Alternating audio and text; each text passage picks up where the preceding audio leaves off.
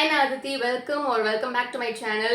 And books வாங்குறது அப்படினாலே அது ஒரு எக்ஸ்பென்சிவான விஷயம் அப்படின்ற கருத்து வந்து பல பேர் மனசுல பரவலா இருக்கு.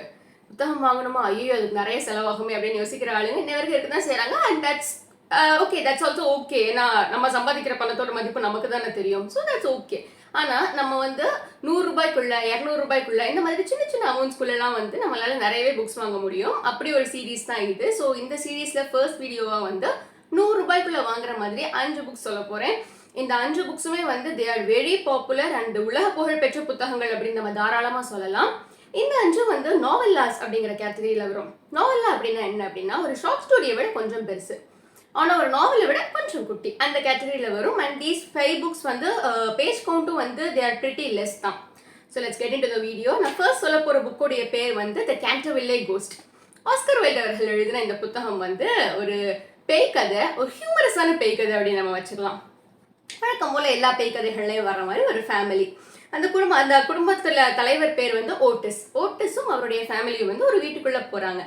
அப்போ வந்து கேண்டர்வில்லே அப்படிங்கிற ஒரு லார்ட் வந்து வார்ன் பண்ணுறாரு, ஏன்னாங்க அந்த வீடு வந்து பேய் இருக்கிற வீடு, அது இல்லை அது சரியாக வரல எனக்கு அப்படின்னு சொல்லி அவர் சொல்கிறாரு. இவங்க ஃபேமிலி வந்து they don't take those things very seriously. பார்த்துக்கலாம், வீட்டோட வேல்யூஷனோட சேர்த்து நான் பேய்க்கும் சேர்த்து நான் வேல்யூ எடுத்துக்கிறேன் அப்படின்னு சொல்லிடுவார். தென் அப்புறம் அந்த வீட்டுக்குள்ளே அவங்க போயிடுறாங்க. வீட்டுக்குள்ளே போனதுக்கப்புறம் வந்து நைட் வந்து தரையில் வந்து பிளட் ஸ்டெயின் இருக்குது. வீட்டில் வேலை பார்க்குறவங்க எல்லாரும் சொல்கிறாங்க, போச்சு இது பேய் தான், அந்த பிளட் ஸ்டெயின் வந்து பேய் வந்துருச்சு அப்படின்றதுக்கான அறிகுறி தான் அது அப்படின்னோடனே அவங்களுக்கு வந்து பெரிய பையன் பொண்ணு அப்புறம் ஒரு ட்வின்ஸ் இருப்பாங்க அந்த ஃபேமிலியில். பெரிய பையன் வந்து சொல்லுவார், இதெல்லாம் வந்து இந்த டிட்டர்ஜென்ட் யூஸ் பண்ணி க்ளீன் பண்ணால் உடனடியாக போயிடும், பார்த்துட்டே இருங்க அப்படின்னு சொல்லிடுவார். பேய் வந்து மேலே நின்று பார்க்கும், இதெல்லாம் என்ன இவங்க நீ சீரியஸாகவே எடுக்க மாட்டேங்கிறாங்க அப்படின்னு சொல்லிட்டு நைட் வந்து ஓட்டிஸ் அவர் தூங்கிட்டு இருப்பாரு. அவர் ரூம்குள்ளே போய் அது பேய் வந்து அந்த கையில் செயின்லாம் கட்டியிருக்கும் பேய், அவர் ரூம்குள்ளே போய் நிற்கும். அந்த செயின் சத்தத்தை கேட்டோடனே ஓட்டிஸ் அவர்கள் வந்து எந்திரிச்சு பேயை பார்த்துருவாரு. பார்த்தோன்னே, ஏய் செயினில் இவ்வளோ சத்தம் வருது, உனக்கு அதில் என்ன போடணும்னு தோணவே இல்லையா, அதில் ஆயில் போடு, நல்லா லுப்ரிகேட் ஆகும், ஹெல்ப்ஃபுல்லாக இருக்கும் உனக்கு அப்படின்னு சொல்கிறாரு. பேய்க்கு வந்து ஒரு அசிங்கமாக போயிடுது, என்னையுமே பயப்பட மாட்டேங்கிறா, மேலே நிற்கிண்டா வேலை செய்கிறா அப்படின்னு சொல்லிட்டு வெளில வருது. இந்த ட்வின்ஸ் இருப்பாங்க இல்லைங்களா அந்த வீட்டில், இந்த ட்வின்ஸ் வந்து தலைவாணிலாம் தூக்கி அடிக்கும் பேய் மேலே. பேய் வந்து ஒரு கட்டத்துக்கு அப்புறம் அவமானப்பட்டு அப்படியே இதெல்லாம் கண்ணெல்லாம் மூடி அப்படியே இது பண்ணிட்டு போயிடும் பேய். நான் வந்து போகிறேன் அப்படின்னு சொல்லி அழுதுகிட்டே போயிடும். ஆனால் அந்த வீட்டில் வந்து ஒரு பொண்ணு இருக்கான்னு சொன்னேன் இல்லைங்களா, அந்த பொண்ணு பேர் வந்து வெர்ஜினியா. அந்த பொண்ணு வந்து இந்த குடும்பத்துலேருந்தே பயங்கர டிஃப்ரெண்ட்டான பொண்ணு. அந்த பொண்ணுக்கு வந்து தோணும், இந்த பேய்க்கு ஏதோ கஷ்டம் இருக்கு போல இருக்கு அப்படின்னு சொல்லி தோணும். அதே மாதிரி இந்த பேயும் வந்து அந்த பொண்ணுக்கிட்ட வந்து பேசும். ஸோ அதுக்கப்புறம் என்ன ஆகுது, அவங்க 2 பேரும் என்ன பேசுனாங்க, அந்த பேய் ஏன் அப்படி சுற்றிக்கிட்டு இருக்கு, இவங்க அந்த வீட்டிலேருந்து சேஃபாக போனாங்களா அப்படிங்கிறது தான் கதை. இட்ஸ் அ பிரிட்டி ஹியூமரஸ் கதைங்க, நல்லா சிரிப்பாக இருக்கும் புக்கு படிக்கிறதுக்கு. அதாவது பேயை பார்த்தா வந்து பயப்படுறவங்க ஒரு கேட்டகரி, பேய் இல்லை அப்படின்னு சொல்கிறவங்க இன்னொரு கேட்டகரி, பேயே கலாய்ச்சி விட்றவங்க இவங்க. So it's a pretty good read, இது தாராளமாக ட்ரை பண்ணி பார்க்கலாம். அண்ட் இது வந்து 99 rupees and it's available in all online platforms. அடுத்ததாக பார்க்க போகிற புத்தகத்துடைய பேர் வந்து metamorphosis by Franz Kafka. Franz Kafka அவர்கள் எழுதின இந்த மெட்டமோர்ஃபோசிஸ் அப்படிங்கிற புத்தகம் வந்து கிட்டத்தட்ட இந்த மாதிரி ஜேர்னலில் வந்து இந்த புத்தகம் தான் இன்ன வரையிலும் முன்னோடியாக கருதப்படுது. மெட்டமோர்ஃபோசிஸ் அப்படிங்கிற வார்த்தைக்கான அர்த்தம் என்ன அப்படின்னா ஒரு ரேபிட் க்ரோத், ஒரு உடனடியாக நடக்கிற ஒரு க்ரோத். அனிமல்ஸில் தான் இது யூஸ்வலி நடக்கும். கதையோட ப்ரொட்டகனிஸ்ட் வந்து கிரெகோர் சம்சா அப்படிங்கிறவர், ஹீஸ் அ ட்ராவலிங் சேல்ஸ்மேன். ஒரு நாள் காலையில் அவர் எந்திரிக்கிறப்ப அவரா இல்லை, அவர் வந்து ஒரு வினோதமான பூச்சியாக மாறிடுறாரு. பூச்சின்னா சாதா பூச்சியெல்லாம் இல்லை, ரூமையே அடைக்கிற அளவுக்கு பெரிய பூச்சியாக மாறிடுறாரு. அது என்ன பூச்சி அப்படின்லாம் பெருசாக சொல்லியிருக்க மாட்டாங்க புக்கில். they just mention it as vermin அப்படின்னு சொல்லியிருப்பாங்க அந்த பூச்சியோட பேர். இவ்வளோ பெரிய ஆளாக மாட்டோம், என்னது இது இப்படி இருக்குது அப்படின்னு சொல்லிட்டு அவர் வந்து எந்திரிக்கிறாரு, போகிறாரு. போய் எட்டி பார்க்குறப்ப வந்து அவங்க ஆஃபீஸ்லேருந்து யாரோ ஒருத்தர் வந்திருக்காங்க. இவர் ஏன் லீவ் போட்டார், ஏன் சொல்லவே இல்லை அப்படின்றத கேட்கறதுக்காக வந்திருக்காங்க. இவங்க வீட்டில் வந்து ஆக்சுவலி கொஞ்சம் பண கஷ்டமெல்லாம் இருக்கும். அவங்க அப்பா நிறையா கடன் வாங்கி வச்சிருப்பாரு. அந்த கடனெல்லாம் இந்த பையன் சம்பாதிச்சு கட்டிட்டு இருப்பாரு. எட்டி பார்க்குறப்ப வந்து அங்கே இவங்க எல்லாம் வந்து நின்று பேசிகிட்டு இருக்கவங்க எல்லாம் இந்த பூச்சியை பார்த்தோன்னே பயனை தெரிச்சு ஓடிடுவாங்க. இனிஷியலி வந்து குடும்பத்தில் இருக்கவங்க அடிக்கலாம் வருவாங்க. லேட்டர் தான் வந்து இது நம்ம பையன்தான் அப்படின்னு ரியலைஸ் பண்ணுவாங்க. அவருக்கு வந்து ஒரு சிஸ்டர் இருப்பாங்க. அந்த சிஸ்டர் தான் அவருக்கு சாப்பாடெல்லாம் கொண்டுட்டு வர்றதுக்காக ரூம்குள்ளே வருவாங்க. சாப்பாடு வந்து நார்மலாக இருந்தால் அவருக்கு பிடிக்கல, அழுகி இருக்கணும், அப்போ தான் அவருக்கு பிடிக்குது. குடும்பமே வந்து ஒரு மாதிரி ரொம்ப கஷ்டப்படுது அட்ஜஸ்ட் பண்ணிக்கிறதுக்கு. அந்த புக்கில் வந்து கடைசி வரைக்கும் சொல்லியிருக்கவே மாட்டாங்க அவர் ஏன் இப்படி மாறினார் அப்படிங்கிறத சொல்லியிருக்க மாட்டாங்க. It's just the incident and aftermath of the incident. ஏன் ஒரு விஷயம் நடந்துருச்சு, அதுக்கப்புறம் என்ன நடக்குது அப்படிங்கிறது தான் கதை. ஸோ இவ்வளோ விஷயங்கள் போய்கிட்டு இருக்கு அந்த ஃபேமிலியில், என்ன பண்ணன்னு தெரியல. அடுத்து மெல்ல மெல்ல அந்த குடும்பம் வந்து எப்படி இந்த விஷயத்துக்கு அடாப்ட் பண்ணிக்குது, கடைசியில் இவர் என்ன ஆனாரு அப்படிங்கிறது தான் கதையோட எண்டிங். அதாவது டிஃப்ரெண்ட் பீப்புள் வந்து சொசைட்டிலேருந்து எப்படி ஒதுக்கப்படுறாங்க அப்படிங்கிறது இந்த கதையோட இன்னொரு தீம் அப்படின்னு இந்த புக்கை படித்த நிறைய பேர் வந்து அனாலிசிஸ் பண்ணி எழுதியிருந்திருக்காங்க. ப்ளஸ் இது வந்து ஹியூமன் ரிலேஷன்ஷிப்போட காம்ப்ளெக்சிட்டிஸையும் கொஞ்சம் அதை எக்ஸ்ப்ளோர் பண்ணியிருக்கோம். ஏன்னா அந்த குடும்பத்தில் வந்து சம்பாதிக்கிற பையன் அவர். ஒரு கட்டத்துக்கு அப்புறம் அந்த ஃபேமிலியில் வந்து இனிஷியலி ஐயோ பையன் இப்படி ஆயிட்டானே அப்படிங்கிறத தாண்டி அடுத்தடுத்து சரி பையன் இப்படி ஆயிட்டான், நம்ம என்ன பண்ண பணத்துக்கு என்ன பண்ணுறது அப்படின்னு சொல்லி டக்குன்னு அடுத்த ஷிஃப்ட்டுக்கு போயிடும். இது வந்து ஒரு வெரி குட் ரீட் அப்படின்னு சொல்லலாம். லாங்குவேஜ் வந்து பிரிட்டி டிஃபிகல்ட்டாக இருக்குங்க இந்த புத்தகத்தை பொறுத்த வரைக்கும். ஏன்னா ரொம்ப கஷ்டம், படிக்கவே முடியாது அப்படின்னு சொல்ல முடியாது. பட் பிரிட்டி டிஃபிகல்ட்டாக இருக்கும். But it's okay. ஸ்டோரியோட ஃப்ளோ வந்து ரொம்ப நல்லாவே புரியும். அண்ட் இது வந்து ஒரு ஸ்டேஜ் பை ஸ்டேஜாக எக்ஸ்ப்ளோர் பண்ணியிருக்கோம். இனிஷியலாக அவர் எப்படி இருக்காரு, அவரே அந்த விஷயத்துக்கு எப்படி அடாப்ட் பண்ணிக்கிறாரு, ப்ளஸ் வாட் ஹேப்பன்ஸ் லேட்டர் அப்படிங்கிறதெல்லாம் வந்து ரொம்ப ஒரு அழகாக எக்ஸ்பிளைன் பண்ணியிருப்பாங்க. And this book is also available in all online platforms. அடுத்ததான் நம்ம பார்க்க போகிற புத்தகம் வந்து ஒரு கைண்ட் ஆஃப் செல்ஃப் ஹெல்ப் புக்குங்க. How to win friends and influence people அப்படின்ற ஒரு அருமையான புத்தகம். இப்போ இந்த காலத்துல வந்து வி ஆர் ஜஸ்ட் இப்போ இந்த பர்டிகுலர் டயத்துலலாம் வந்து நமக்கு ஃப்ரெண்ட்ஸ் இருக்கு, ரிலேஷன்ஷிப்ஸ் இருக்கு, எல்லா விஷயங்களுமே இருக்கு. பட் அதெல்லாம் வந்து கரெக்டான முறையில் மெயின்டைன் பண்ணிக்கிறது அப்படிங்கிறதும் ஒரு பிரிட்டி ஹெய்னஸ் டாஸ்க் அப்படின்னே சொல்லலாம். ஏன்னா ஒரு ஃப்ரெண்ட்ஷிப்பையோ ஒரு ரிலேஷன்ஷிப்பையோ ஸ்டார்ட் பண்ணுறது எவ்வளோ கஷ்டமோ அதை விட கஷ்டம் அதை வந்து டில் த எண்ட் அதே மாதிரி ஒரு அழகாக எடுத்துகிட்டு போகுது. அதை பற்றின விஷயங்கள்லாம் இந்த புத்தகத்தில் ரொம்ப அழகாக சொல்லியிருப்பாங்க.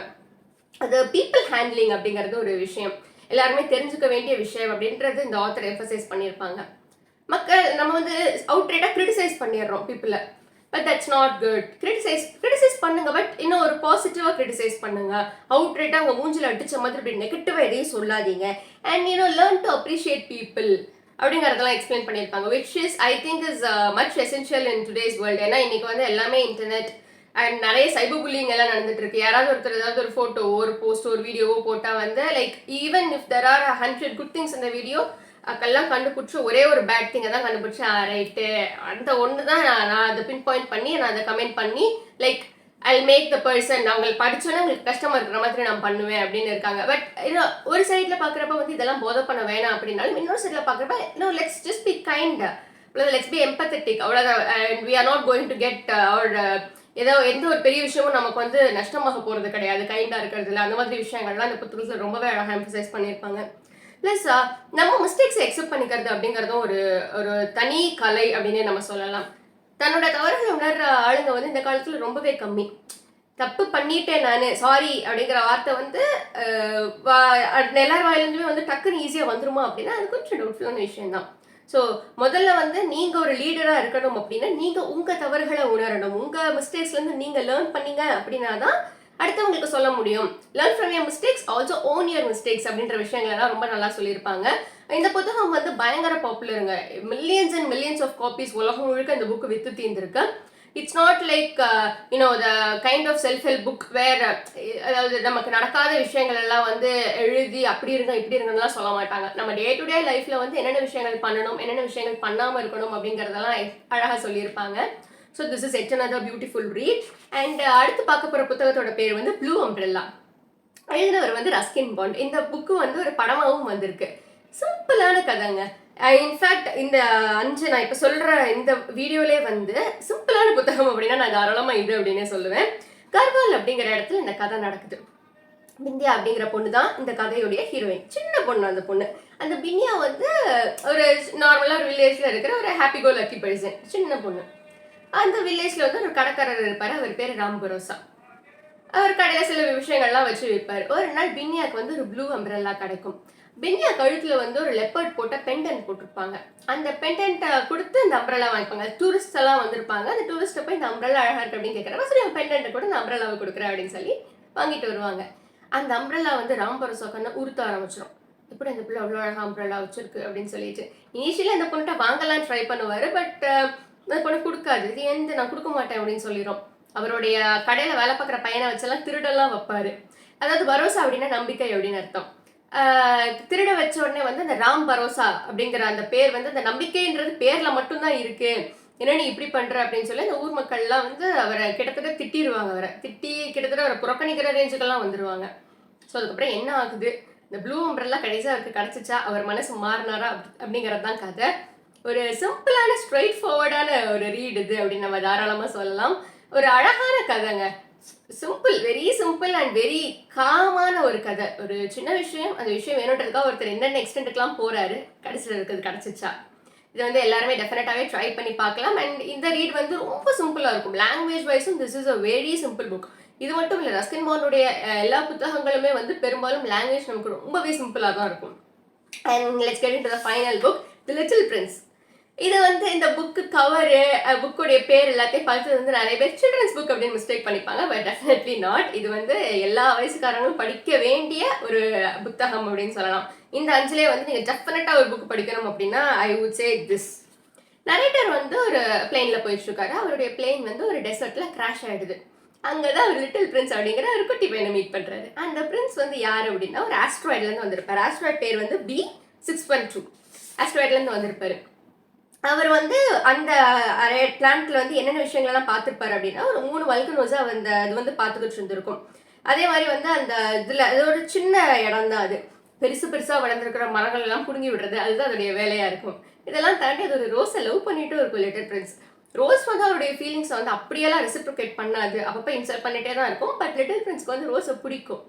ஸோ லிட்டில் பிரின்ஸ் வந்து இது மட்டும் இல்லாமல் நிறைய பிளானட்ஸை மீட் பண்ணி நிறைய பிளானட்ஸ்க்கு போயிருக்கும். அங்கே நிறைய மனிதர்களை மீட் பண்ணியிருக்கும். ஒரு ராஜாவை பார்த்துருக்கோம். ராஜா வந்து தான் கண்ட்ரோலிங் அப்படின்னு நினைச்சிட்டு இருக்க ஒரு ராஜா. ஒரு செல்ஃப் டிஸ்ட்ரக்ஷனை மட்டுமே வாழ்க்கை குறிக்கோளா வச்சிருக்கிற ஒரு ட்ரங்கர்ட். நிறைய மனிதர்களை பார்த்து நிறைய விஷயங்கள் அது கற்றுக்கிட்டு இருந்திருக்கும். அதெல்லாம் ஒன்னொன்னா அந்த நரேட்டர்ல சொல்ல ஆரம்பிக்கும். கைண்ட்னஸ், அந்த சிம்பிளான விஷயங்கள் லைஃப்ல வந்து ரொம்ப அழகான விஷயங்கள் எல்லாமே விலை மதிப்பில்லாதது, அதுக்கெல்லாம் எந்த விலையுமே நம்ம வைக்க முடியாது அப்படின்னு சொல்லுவாங்க இல்லைங்களா. அந்த மாதிரி விஷயங்கள் எல்லாம் ரொம்ப அழகாக எம்பசைஸ் பண்ணியிருப்பாங்க. ஸோ கடைசியில் அவர் வந்து ஏர்த்துக்கு போறாரு லிட்டில் பிரின்ஸ். என்ன ஆகுது அதுக்கப்புறம், தன்னுடைய பிளானட்டுக்கு அது திரும்பி போச்சா அப்படிங்கிறது தான் கதையுடைய எண்டிங். கதையுடைய எண்டிங் வந்து லைட்டாக கஷ்டமா இருக்கும். But it's okay. நல்லா ஆன் த ஹோல் அந்த புக்கை ரீட் பண்ணி பார்க்குறப்ப வந்து ரொம்பவே அருமையாக இருக்கும். நல்ல வேல்யூஸ் எல்லாம் அந்த புக்கில் சொல்லியிருப்பாங்க. ப்ளஸ் இந்த புக்கை வந்து இருக்கிற அந்த குட்டி குட்டி லைன்ஸ் எல்லாம் வந்து நிறைய இடங்கள்ல கோட்ஸ் எல்லாம் தாராளமாக யூஸ் பண்ணிக்கலாம். இப்போ அந்த புக்கை படிச்சிங்கன்னா இன்ஸ்டாகிராமில் நம்ம ஃபோட்டோ போட்டு கீழே போடுறதுக்கெல்லாம் இது யூஸ் பண்ணிக்கலாம். Jokes about. But this is a very good book to read and this is a must read for everybody. Like life வந்து ரொம்ப சிம்பிள் அப்படிங்கிற மாதிரி நம்மளை உணர வைக்கிற தருணங்கள் வந்து ரொம்பவே கம்மி தான். Because we come across a hell load of things everyday. நிறைய விஷயங்களை நம்ம பார்க்குறோம். லைஃப் வந்து சிம்பிள் அப்படின்னு நம்ம வந்து எந்த ஒரு பாயிண்ட்லையும் யோசிக்க மாட்டோம். என்னடா இப்படி இருக்கு அப்படி இருக்கு அப்படின்னு சொல்லி நம்ம நிறைய கஷ்டங்களை மட்டும்தான் யோசிப்போம். And that's true also. We are facing many things. But ஒரு இதெல்லாத்தையும் விட்டுட்டு ஒரு 40-45 நிமிஷம் ஒரு மாதிரி காமா இருக்கணும் அப்படின்னா நீங்க இந்த புக்கை வந்து டெஃபினட்டா ட்ரை பண்ணி பார்க்கலாம். So this is a wrap. And இந்த வீடியோ வந்து எப்படி இருந்தது அப்படின்னு கீழே கமெண்ட்ல சொல்லுங்க. And this is just part 1. உங்களுக்கு இதுல வந்து பார்ட் 2 பார்ட் 3 தான் வேணுமா அப்படின்னாலும் நீங்க கமெண்ட்ல சொல்லுங்க. இந்த புக்ஸ் எல்லாமே வந்து 100க்குள்ள தான் இருக்கும். 75, 99, 83 அந்த ரேஞ்ச்ல தான் இருந்தது. Like I checked in online platforms, அந்த ரேஞ்ச்ல தான் இருக்கு. And if you want please comment. நான் லிங்க்ஸ் கூட கீழே கொடுக்குறேன். எல்லாமே வந்து லைக் பிரிட்டி ஸ்ட்ரெயிட் ஃபார்வர்டா இருந்தது, அதனால தான் நான் லிங்க்ஸ் கொடுக்கல. But if you want you can definitely நீங்கள் இது பண்ணீங்கன்னா நான் வந்து கமெண்ட் பண்ணுங்க, நான் வந்து டெஃபினட்டாக லிங்க்ஸ் கொடுக்குறேன். And please do subscribe to my channel for more such videos. வேறு ஏதாவது ஐடியாஸ் இருக்குது, வேறு ஏதாவது வீடியோஸ் வேணும்னாலும் please do let me know. And thank you.